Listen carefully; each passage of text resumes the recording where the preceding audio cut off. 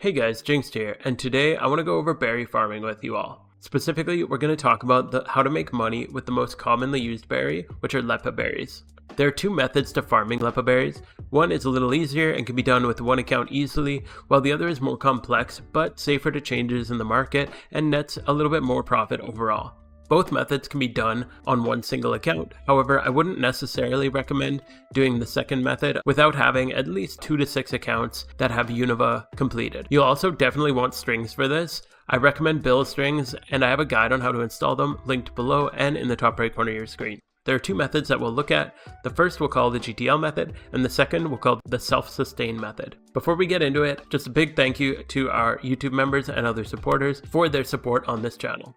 First thing, let's take a look at what a Leppa berry is, why it's so popular, why you should make them, how you make them, how watering works, and finally, the best place to grow berries. Leppa berries restore your PP. The reason this is such a popular berry is to restore sweet scent PP when shiny hunting for horde Pokemon. These are necessary when shunting for a horde that doesn't have a PC nearby. So now let's look at why you should grow them. Hello, I like money. What inspired you to start Leppa farming? have right next door to the original? Money!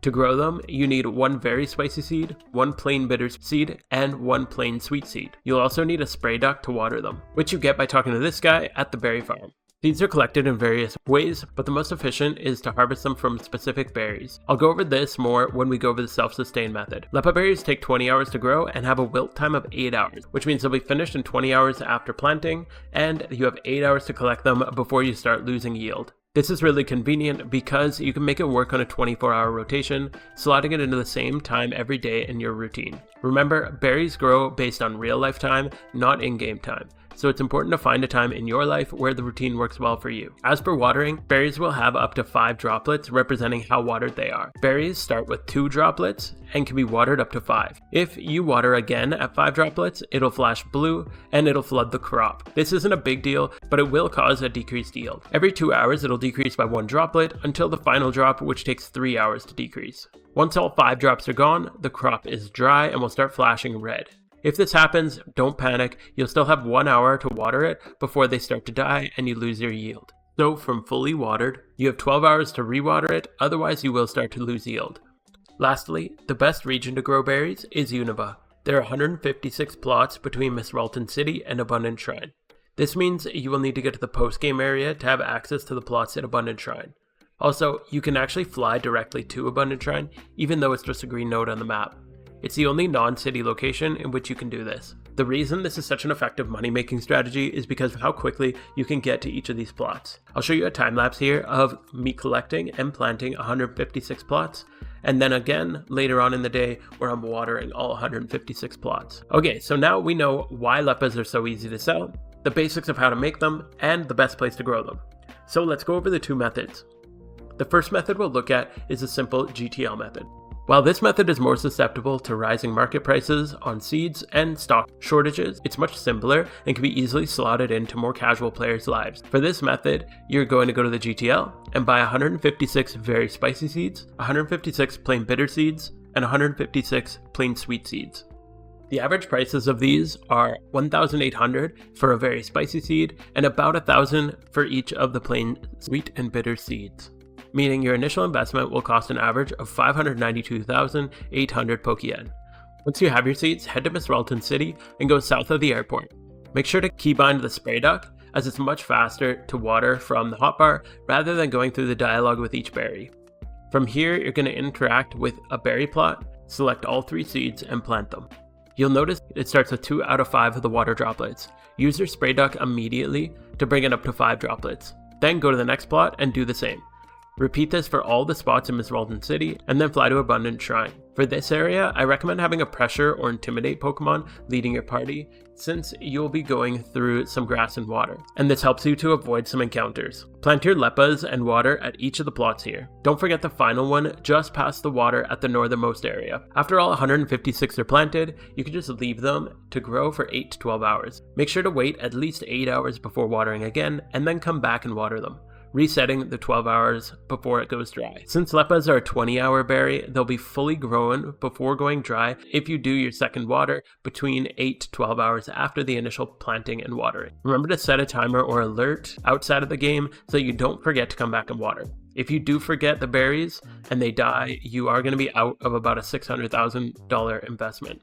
After the 20-hour mark, you can come collect your berries. I like to buy another 156 of each berry before coming back. That way, as you collect, you can replant the next crop. This rotation makes it so that you only have to visit your berries twice per day. Each plot yields between 5 to 7 Leppa berries for an average of 6 berries each.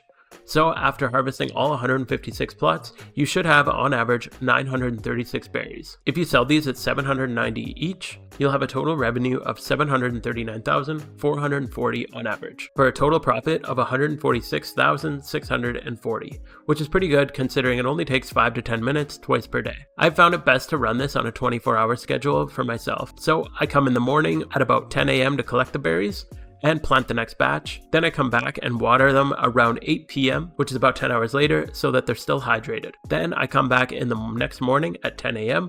and I repeat by collecting, replanting, and watering again. That's all there is to the GTL method of Leppa farming. So now let's take a look at the self-sustain method. Due to this method having many more moving parts and a lot of ranges of yield in each berry and seed collected, I'll be calculating everything based off the average yields for everything discussed in this section. Also, I'll be assuming we're selling off excess seeds rather than keeping them for future cycles, just to keep the rotation simple and the math easier to understand. I will also be using an example of one person doing this on 6 different accounts. However, you can definitely do this with only one account and just spend one day doing each step, or even take the numbers here and divide them all by 6 and then run them all off one account. However, I find keeping track of that a little bit confusing, so I wouldn't recommend that myself. The nice thing with this method is you only have to buy your first set of seeds, and as long as you keep up with it, you'll never have to touch the GTL again for buying anything. With this method, you'll be growing berries that will produce your own seeds, so price increases, inflation, or stock shortages won't affect you. First, I'll show you the 3 berries we'll be making and how to get seeds out of them. We'll be producing Picha, Rost, and Cherry berries for seeds. Once you have the berries, you can come to this NPC and buy the harvesting tools. These are the consistent investment that you'll have to make with this method, and it'll cost you $350 for a harvesting tool to get a seed. After you have a berry and a harvesting tool, you'll just need to use the tool on the berry, and you'll have a 30% chance at a berry seed and a 70% chance at a plain seed. Now let's get into how you make your seed producing berries. You're going to start by buying 936 plain spicy seeds, 156 plain bitter seeds, 156 very bitter seeds, 156 plain sweet seeds, and 156 very sweet seeds. This will give you the seeds you need to start your first batch of Picha and Rost berries, along with 2 batches of cherry berries. You'll see how these will reproduce themselves throughout the process. The total investment for this will be approximately 1,357,200 Pokeyen. This is a much more sizable investment than the previous method, but remember, this is a one-time investment rather than the 600k per day you'll spend on seeds using the GTL method. Next, let's take a look at how you're going to use all these seeds. On one account, or one day if you're only using one account, you'll be planting Picha berries. You can do this by using 1 very sweet seed and 1 plain sweet seed. Make sure you water right away and then again between 8 to 12 hours after planting. The nice thing with all these berries is that you only have to come back to water them all one time per harvest rotation, since all the growing times are 20 hours or less. The Picha berries will be our sweet seed producers. Each plant will give you 3 to 6 Picha berries for an average of 4.5 berries per plot. These are a 16-hour berry, so make sure that they get harvested before 24 hours from the time that they were planted. Otherwise, they will start to wilt. On the next account, or day, we will plant 1 very bitter seed and 1 plain bitter seed, producing Rost berries. These are also 16-hour berries with the same yield as Picha berries. These will be our producers of bitter seeds, and everything else with these is the same as Picha berries, however you're just getting bitter seeds instead of sweet seeds. On 2 out of 6 of the accounts, we're going to be making cherry berries. This will be your source for very spicy seeds for the Leppas. The reason you need 2 accounts for these is because we need the very seeds rather than the plain seeds like we're looking for from the Rost and Picha berries. Since it's only a 30% chance to get a berry seed, we need to produce more spicy berries. To grow cherry berries, you'll need to plant 3 plain spicy seeds. These have the same grow time and yield as both Picha and Rost berries, so you can just water and harvest them the exact same. So now that you've used up all your initial berries that you bought and harvested the crop, you should have about 700 Picha berries and Rost berries and about 1,400 cherry berries. The next step is turning these all into seeds. You'll need to buy harvesting tools for every berry you just made.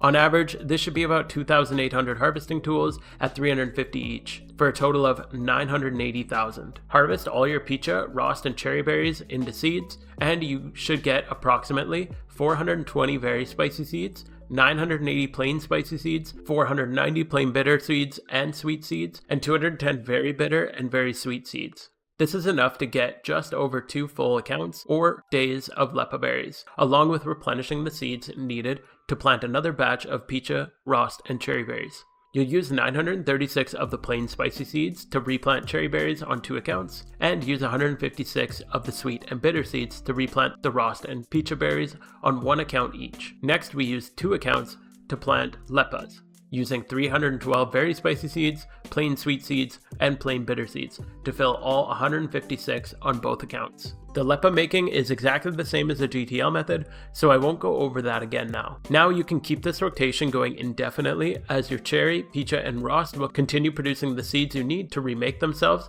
along with all the seeds you need to make the Lepas. One thing to be mindful of, however, is that your Picha, Rost, and cherry berries are 16-hour berries, while Lepas are 20-hour berries.